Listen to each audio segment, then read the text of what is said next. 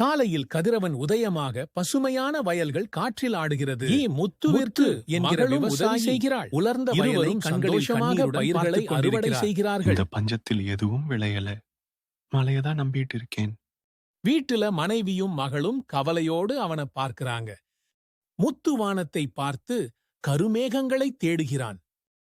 அவன் கிராமத்து கோயிலுக்கு நடந்து செல்கிறான்.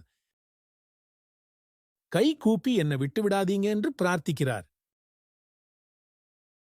முத்து மகளோடு சேர்ந்து வயலில் பணி செய்து விதைகள் நடுகிறான். கிராமத்துக்காரங்க பார்த்துக்கிட்டு சொல்லறாங்க, மழை இல்லாம எதுக்கு இது? திடீர்னு காற்று அடிக்குது. முத்து வானத்தை பார்த்து நிக்கிறார்.